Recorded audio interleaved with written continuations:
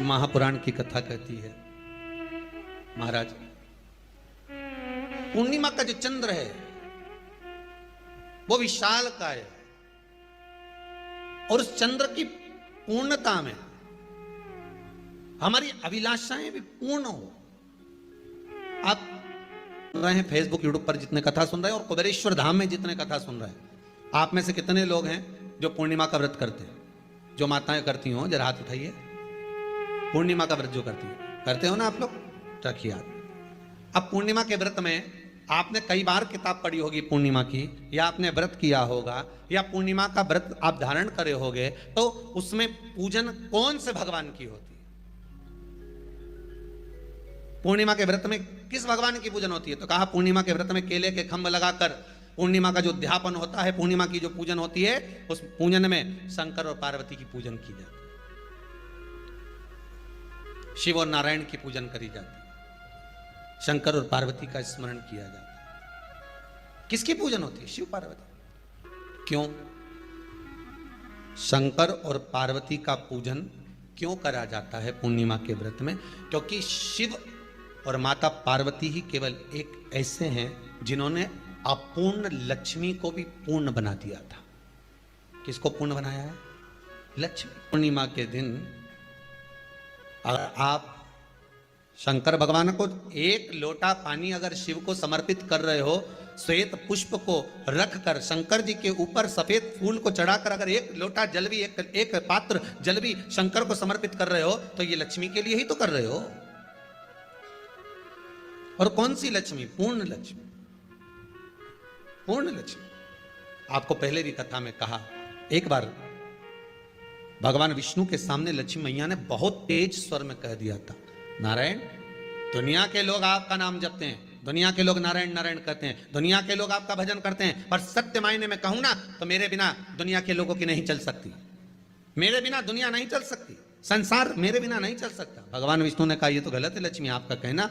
एक दिन लक्ष्मी को अहंकार आ गया, अहंकार के संबोधन जब माता लक्ष्मी करने लगी तो भगवान उसी समय पर भगवान विष्णु को क्रोध आ गया और भगवान विष्णु ने कह दिया, लक्ष्मी तू इतनी बड़ी बड़ी बात कहती है कि तेरे बिना नहीं रह सकती संसार।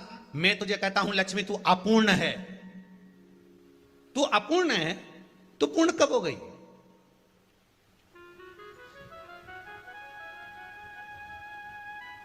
तेरी पूर्णता कहां हो गई?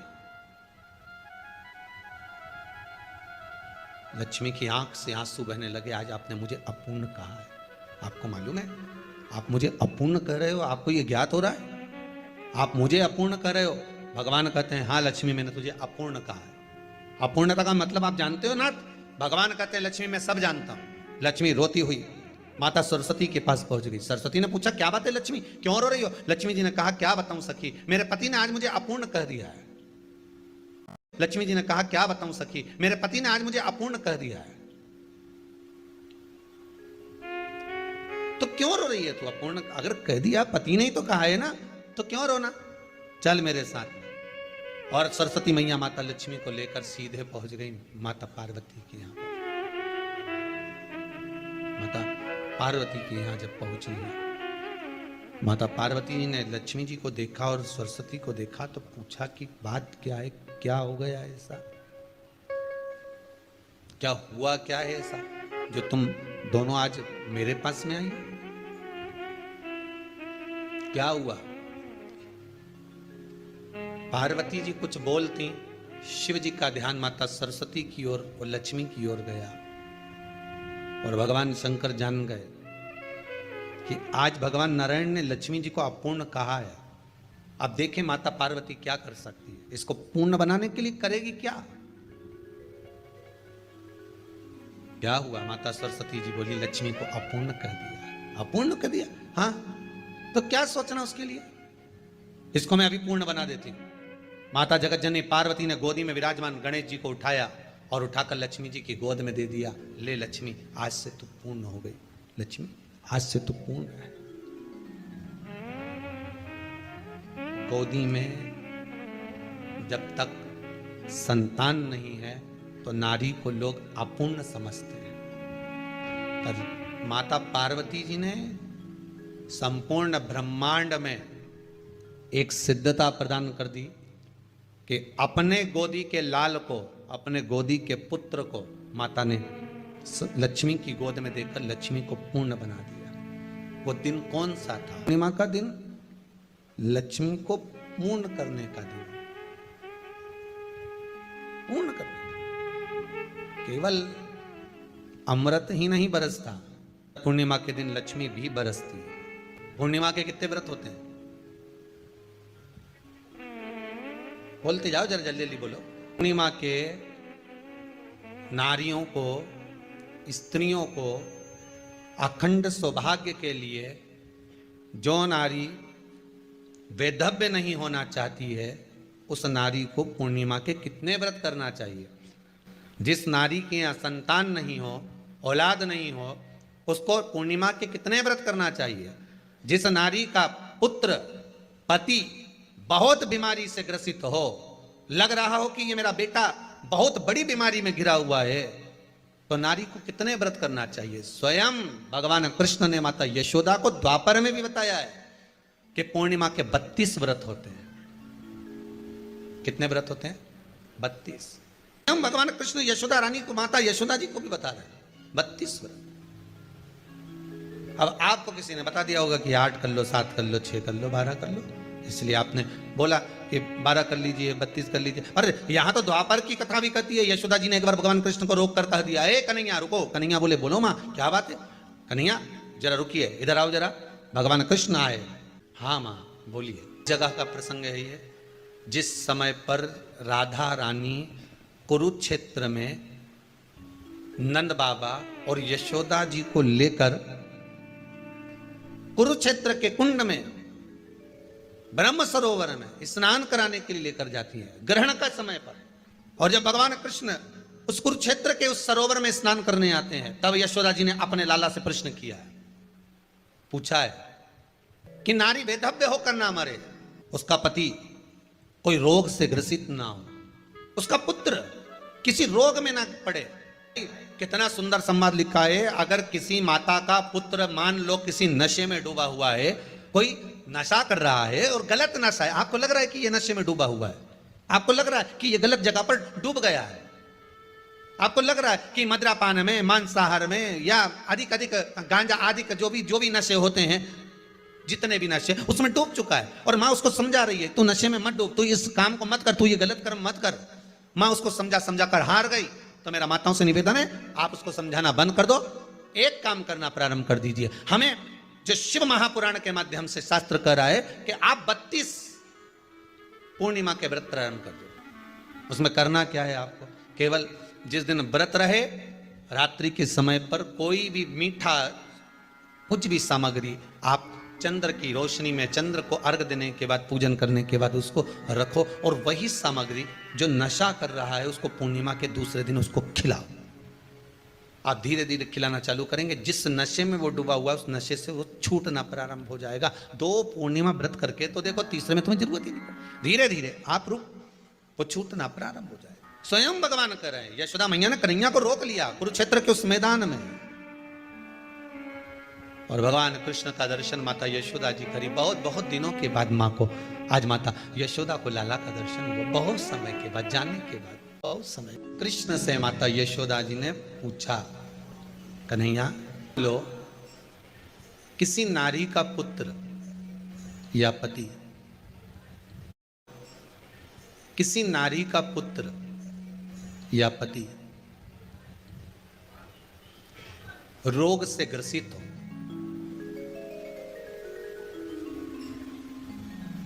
उसके पति की या पुत्र की आयु थोड़ी सी हो, तो हे कृष्ण, उस नारी को कौन सा व्रत धारण करना चाहिए या किसकी पूजन करना चाहिए? ये कुरुक्षेत्र की भूमि का संवाद है।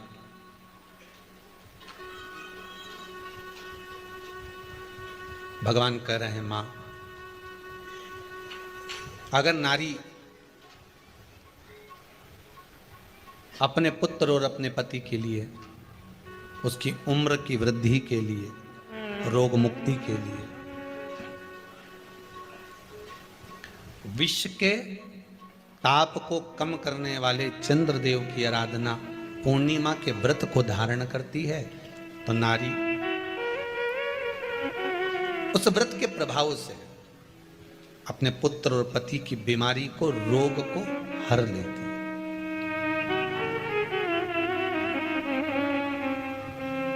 रोग का हरण कर लेती।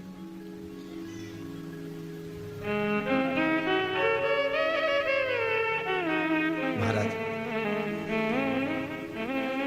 जो बच्चा बुद्धि से विकलांग हो, विद्या में कमजोर हो, परीक्षा हॉल में पेपर देते समय भूल जाता हो, वे काम ना करता हो, तो निवेदन है किसी भी पूर्णिमा की रात्रि को 12 बजे गाय के, गौ माता देसी गाय के जो 4 थन होते हैं, उन 4 थन में से जो आगे के थन होते हैं, 2 पीछे की ओर होते हैं, 2 आगे की ओर होते हैं, तो जो आगे के 2 थन है उस थन का दूध निकलवा लिया जाए और उस दूध का कोई भी मीठा पदार्थ बनाओ तो ठीक है, ना बनाओ तो उसी दूध में शक्कर मिलाकर पूर्णिमा की रात्रि को जो विवेक से कमजोर हो, बुद्धि से कमजोर हो, या याद करा हुआ सब भूल जाते हो, या आपके लिए भी है कोई चीज रखते हो भूल जाते हो, विवेक याद नहीं रहता, बुद्धि में इतना प्रबल बल नहीं आ पाता, याददाश्त कमजोर होती चली जा रही, तो किसी भी पूर्णिमा की रात्रि को 12 बजे गाय के आगे के 2 थन का दूध, उसमें कोई पदार्थ, शक्कर, गुड़ कुछ भी मिलाकर भगवान के चंद्रदेव की साक्षी में उसको पिला दिया जाए। महाराज, बार बार पिलाने की जरूरत ही नहीं पड़ेगी, एक ही बार में काम कर जाएगा और विवेक पूर्ण तरह से कार्य करने लगेगा। इसी गाय के आगे के 2 थन का दूध बड़ा प्रबल होता है। पूर्णिमा की रात्रि को 12 बजे उसका प्रयोग किया जाए। दूध को निकाल लो शाम के समय, रात्रि के समय ग्वाले से कहकर, जिसके यहाँ पर देसी गाय हो वहां निकलवा कर उसको रखा जाए, उसका पान करा जाए। रोग बीमारी में प्रबलता है तो मां यशोदा जी जग कल्याण के लिए पूछ रही है। जब देवता 33 कोटि देवता उस चंद्र के इंतजार में रहते हैं कि ये चंद्र प्रबल होगा तब जाकर ये चंद्र यहां पहुंचेगा, तब जाकर हम मंथन करेंगे, तब जाकर वो अमृत मिलेगा और उस अमृत को देवता धारण करेंगे तो वो आनंद पा जाएंगे। हम क्यों एक एक पूर्णिमा छोड़े? एक एक पूर्णिमा के महत्व को जानिए। कोई पूर्णिमा साधारण नहीं है, कोई प्रदोष साधारण नहीं है, कोई शिवरात्रि साधारण नहीं है। 12 महीने शिवरात्रि पड़ती है, 12 महीने में प्रदोष पड़ते हैं, का महत्व ही नहीं जान पाते। कौन से प्रदोष पर क्या करना है, कौन सी पूर्णिमा को क्या धारण करना है, कौन सी शिवरात्रि पर। कई लोगों को तो यहां तक नहीं मालूम था कि भाई श्रावण के महीने में भी शिवरात्रि आती है। वो तो बस लोगों के कि शिवरात्रि का पूजन हुआ, तो उसका स्मरण क्यों छोड़े हम? अगर ये वेद और शास्त्र ब्राह्मणों को दिए गए हैं, ये वेद और शास्त्र विद्वज्जन को दिए गए हैं, तो इसका स्मरण होना चाहिए कि हम निकालकर जनमानस तक ये चीज पहुंचाएं कि हमें इस दिन ये पूजन करना है, उसका स्मरण होना चाहिए। भगवान कृष्ण से यशोदा जी ने पूछा तो भगवान कृष्ण ने कहा, मां, पूर्णिमा का व्रत अगर नारी 32 पूर्णिमा धारण कर लेती है तो वो नारी बेधव्य होकर नहीं जाती। पर आप लोग व्रत जो करते हो ना, जो भी व्रत आप लोग उठाते हो, सोमवार का व्रत जैसे किसी माता जी ने उठा लिया और वो उठाने के बाद, हम तो शादी नहीं हुई थी ना जब भी सोमवार व्रत करते थे, अब शादी हो गई अभी भी हम सोमवार का व्रत कर रहे हैं, करे जा रहे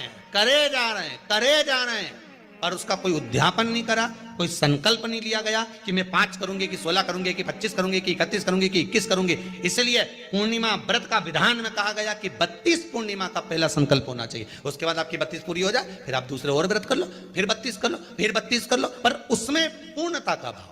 अभी तक किसी के सोमवार और गुरुवार और शुक्रवार के व्रत ही पूर्ण नहीं हुआ, अभी तक चल रहा है, अभी तक चल रहे हैं। हम तो सोमवार का व्रत करते हैं, हम तो शनिवार करते हैं, अब शनिवार करते करते 4 साल हो गए, 6 साल हो गए, 5 साल हो गए।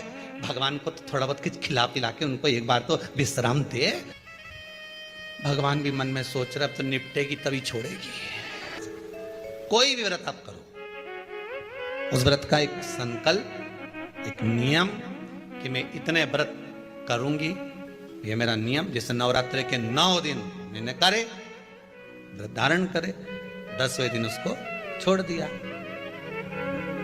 अब तुम तो सोच कर बैठी कि ये मैं 9 दिन धारण कर लूंगी, एक दिन बाद एकादशी पड़ रही है तो 10वें के दिन कौन छोड़े, दशहरे का भी व्रत ये भी कर लूं, 11 भी पूरी कर लूं, उसके बाद प्रदोष भी कर लूं, और प्रदोष के बाद में मैं फिर जो द्वादशी पड़ी, 12 पड़ी वो कर पुरा के इसके बाद ही छोड़ूंगी। थोड़ा सा जिस व्रत को उठाया गया, जिस व्रत का नियम लिया गया है, उस व्रत का प्रदान कर कर फिर उसको थोड़ा सा भाग प्रदान कर कर हमने ये व्रत पूर्ण कर लिया। भगवान हमारा ये व्रत आपकी कृपा से, हे विश्वनाथ, हे शंभु, हे त्रिकालदर्शी, हे कैलाशी, मेरी 26 एकादशी आज पूर्ण आपकी कृपा से हुई है, इसलिए मैं उद्यापन कर रही हूं, आपकी कृपा से कर रही हूं। उसके बाद फिर उठाऊंगी, फिर कर लूंगी, पर आज मैंने पूर्णता का भाव लिया। उद्यापन नहीं करो तो किसी विद्वान ब्राह्मण को घर में बुलाकर अभिषेक पूजन करा लो, उसको भोजन करा दो, दक्षिणा आदि प्रदान कर कर उसको विदा कर दो, उसमें भी सुख का भाग। इतनी पूर्णिमा जम के बोल दो, 32 पूर्णिमा। कौन कर रहे हैं? भगवान कृष्ण। किसको कर रहे हैं? माता यशोदा को। किसने ये व्रत धारण किया? तुम्हें कुछ मालूम है किसका होता है ये व्रत? भगवान कृष्ण ने कहा ये शंकर और पार्वती का व्रत है। किसका व्रत है? शिव और पार्वती का। पूर्णिमा का व्रत शंकर और पार्वती का व्रत है। तो कोई कहे कि ये तो भगवान कृष्ण का व्रत है, तो ये तो कृष्ण भगवान तो द्वापर में आए हैं, पर पूर्णिमा का व्रत तो स्वयं माता पार्वती जी ने भी धारण करा है। जिस समय पर कार्तिकेय महाराज को गंगा मैया प्रकट कर रही थी और तारकासुर का जब संहार करना था, तब माता पार्वती ने शंकर जी से पूछा था कि तारकासुर को मारने के लिए आपके पुत्र की जरूरत है, आपका पुत्र प्रकट कैसे होगा, क्योंकि आप तब साधना में लगे रहते हो। भगवान कहते हैं चिंता मत कर, तू एक काम कर, पूर्णिमा व्रत को धारण कर। मां पार्वती भी जिस व्रत को धारण करी है, तो कोई ये द्वापर का व्रत है क्या? यहां तो शास्त्र कह रहा है कि कोई भी अगर आप प्रसंग धारण कर रहे हो, कोई भी आप नियम धारण कर रहे हो, कोई भी आप व्रत धारण कर रहे हो, या आप किसी भी तरह का पुण्य भाग धारण कर रहे हो, तो उसमें जड़ की मूलता होना चाहिए। जड़ कहां? केवल पूर्णिमा का व्रत कोई केवल द्वापर का नहीं है, केवल त्रेता का नहीं, ये तो सतयुग के भी आगे का निकल चल, ना जाने कितने सतयुग, कितने त्रेता, कितने द्वापर हुए, तब से चला इन नैनों में नंबर बढ़ते चले जा रहे हो, चश्मा उतर नहीं रहा हो, दूर का नहीं दिखे, कहीं किसी को पास का नहीं दिखे, रहते हैं। उसके लिए तुलसी की जो डंडी होती है, तुलसी जैसे बेलपत्र की जो ये डंडी है, ऐसे ही तुलसी का जो पत्ता होता है, उस पत्ते की जो डंडी होती है, उस डंडी को चंद्रमा को देखा जाता है। उस डंडी की जो कोर होती है, उस कोर को दृष्टि से मिलाया जाता है। माँ की रात्रि ठीक 12 बजे आप चंद्रमा की, जैसे चंद्रमा का भाग, उस चंद्रमा के भाग को आप उस डंडी के भाग से निहारने का प्रयास करें। मार घर में आई है, घी का दिया लगाई है, उस घी के दीप को लगाने के बाद पूर्णिमा के दिन उस पर एक प्लेट थोड़ी तिरछी कर रख दो, जिससे उसकी कालोच, काई की, उस दीप की, घी के दीप की कालोच उस प्लेट पर आ जाए। थोड़ी सी कालोच ले लीजिए, 5-10 मिनट में आ जाएगी। उसको गाय के घी में मिलाकर आंखों में सुरमा लगाकर रात्रि को सो जाइए। 3 दिन बाद आप महसूस करेंगे कि नेत्र की ज्योति बढ़ना प्रारंभ हो रही है। अब इस प्रयोग को करने में कोई धन लगा तुम्हारा? अरे बोलो तो सही, कोई दौलत लगी तुम्हारी, कोई संपदा, या फिर तुमने सियोर वाला महाराज के लाके खूब बटोर के दे दिया, कुछ लगा? नहीं। तुम करोगे, लाभ तुम्हें मिलेगा। ये जितनी पूर्णिमा के व्रत हैं, जितने 12 महीने जो पूर्णिमा पड़ती है, पूनम पड़ती है, ये भले दुनिया के लोग कहते हैं कि ये भगवान राधा और कृष्ण से संबंध, हम और कृष्ण से संबंध रखते हैं, पर इनका यदि सही संबंध समझा जाए, इनके सही संबंध का यदि स्मरण करा जाए, इनके सही संबंधों का यदि वर्णन किया जाए, तो शिव और चंद्रमा के जो मिलन का केंद्र बिंदु है वही पूर्णिमा है। केवल एक पूर्णिमा वहीं तक नहीं रही कि भगवान कृष्ण और राधा जी ने रास किया, केवल वहीं तक उसकी सीमितता नहीं है। बात ध्यान रखिएगा, यदि काया का रोग हो गया, मान लो शरीर कहीं से सफेद पड़ रहा है, कहीं से काला पड़ रहा है, शरीर में से खाल की फुकड़ी निकलना प्रारंभ हो गई हो, शरीर में काले काले चट्टे पड़ना चालू हो गए हों, या कोई विशेष रोग हो गया, कोई विशेष में रोग है, बीमारी है, काया बेकार हो रही है, तो सीधी सीधी बात शिव महापुराण की कथा कहती है, सुंदर आनंद में श्रवण कर कर आप अपने जीवन को, ये पूर्णिमा शिव महापुराण की कथा कहती आ रही है। कुछ नहीं करना, पीपल का एक पत्ता, उस पत्ते पर थोड़ा सा चावल, थोड़ा सा चावल, पूर्णिमा की रात्रि को अपने हाथ में लेकर अपने नयनों से लगाकर शरीर पर से स्वयं उतारकर उसको दरवाजे के पास रख दीजिए।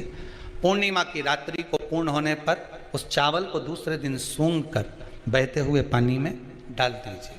महाराज कितने भी रोग से ग्रसित हो गए, पीपल का एक पत्ता 52,000 ब्राह्मण की साक्षी कराता है। महाराज बहुत ध्यान देना, पीपल के वृक्ष में स्वयं नारायण का, मेरे कृष्ण का वास है। स्वयं भगवान गीता के अंतर्गत कहते हैं कि मैं पीपल का वृक्ष हूं, नारायण उसी में बसता। 52,000 ब्राह्मणों का वासा एक पीपल के पत्ते में होता है। और आपको पहले भी कथा में कहा, गाय ब्राह्मण बहन बेटी ये सब काल का हरण करने वाले हो, काल को हरने वाले हो। रोग को मिटाइए, शिव का स्मरण करो। पूर्णिमा के दिन चावल का एक आखा दाना, आखा दाना जानते हो, पूरा खंडित चावल नहीं, कितना चावल, एक दाना चावल का शंकर भगवान के शिवलिंग पर समर्पित करिए। एक बेलपत्र जिसका डंडी का मुख अपनी ओर हो, जहां से चावल चढ़ाया है, उस चावल के ऊपर अपनी कामना कर कर रख दीजिए और चंद्रमौली भगवान का स्मरण करिए। कौन से भगवान? शंकर भगवान का सर्वश्रेष्ठ सुंदर नाम है चंद्रमौली। चंद्रमौली भगवान का स्मरण करिए, अपनी कामना कर कर बेलपत्र समर्पित कर कर शिव जी पर एक लोटा पानी, एक जल पात्र समर्पित करो, कलश से जल चढ़ा दीजिए, नैनों में वो जल लगाकर अपनी कामना कर कर वापिस घर को आइए। आएगी जो कामना करी है मेरा चंद्रमौली भोलेनाथ उसे पूर्ण कर ही देगा। शिव उपासना के लिए जितनी 12 महीने में पूर्णिमा पड़ती है, एक एक पूर्णिमा का व्याख्यान वर्णन करेंगे। आज तो कथा का महत्तम दिवस है, पहला दिवस है, तो हम उसको महत्व समझें कि पूर्णिमा का महत्व क्या है, हम उसका महत्व समझें कि शंकर और चंद्र का रिश्ता क्या है, संबंध क्या है। भगवान ने जितनी पूर्णिमा बनाई है, जितने नक्षत्र बनाए, जितनी घड़ी बनाई, जितना पल बनाया, जितना समय बनाया, ये शंकर भगवान ने जो बनाया ये गलत नहीं बनाया, श्रेष्ठता के लिए बनाया।